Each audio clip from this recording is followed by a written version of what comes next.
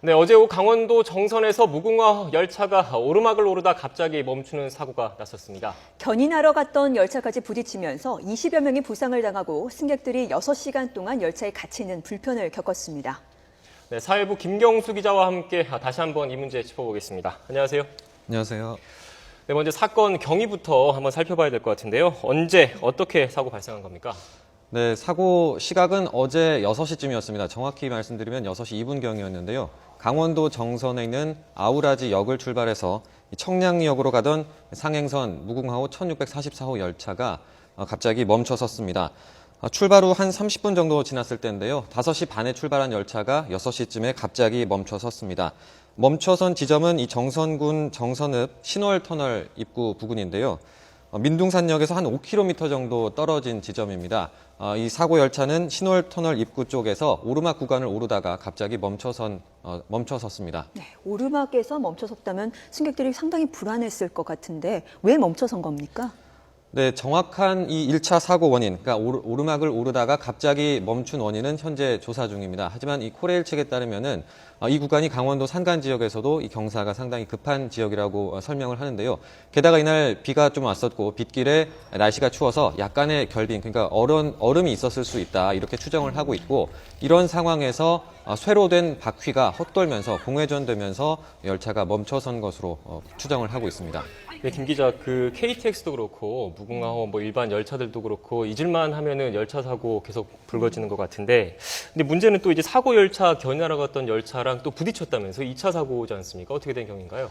네, 그렇습니다. 이 오르막 구간을 오르던 열차가 멈춰선 1차 사고 이후에 이 열차를 구조하러 갔던 열차가 또 충돌하는 사고가 발생을 했는데요. 이 맨 처음에 오르막을 오르던 열차가 멈춰섰다는 사고 소식을 접한 코레일 측은 바로 응급 복구와 견인을 위해서 다른 기관차를 사고 지점으로 보냈습니다.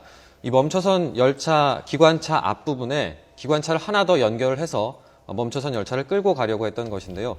이 연결을 하려던 과정에서 이 충돌이 발생했고 그 충격으로 타고 있던 승객들이 넘어지면서 부상자가 발생을 했습니다. 네. 거기다 설상가상으로 이 사고 열차의 전력 공급까지 갑자기 끊어지게 됐는데요.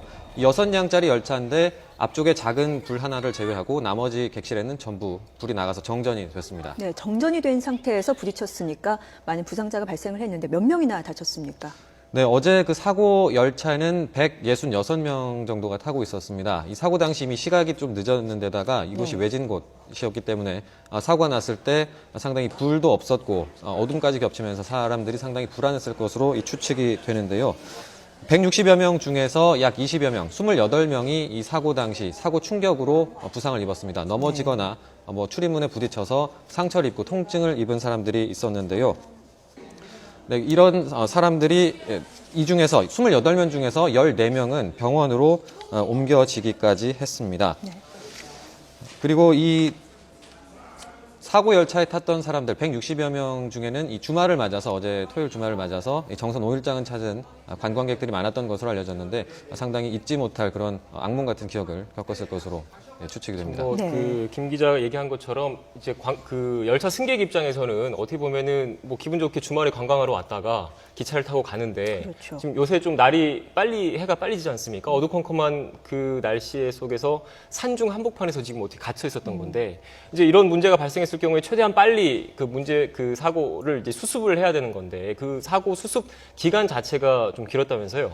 네, 그렇습니다. 어제 사고 열차에 탔던 승객들은 6시간 정도를 사고 수습이 될 때까지 기다릴 수밖에 없었는데요.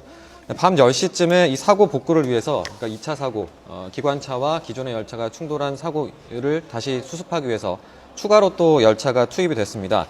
하지만 이 견인 작업이 금방 끝나는 것이 아니라 상당히 오래 걸릴 것으로 예상이 됐고 또 추가 사고의 위험도 있었기 때문에 일단 열차에 남아있던 승객들을 내리게 해서 버스에 나눠 타고 귀가를 시켰습니다. 근데 일단 이 버스 자체가 상당히 배정이 늦게 됐다라고 이 승객들이 상당히 불만을 터뜨리기도 했었고요. 또 승객들이 열차에서 내려서 버스를 타러 가는 기간 동안 선로를 20분 이상 걸어가기도 하는 그런 불편한 상황이 연출됐습니다. 참 이런 일이 또 발생했습니다. 지금은 사고 구간 운행 재개됐습니까?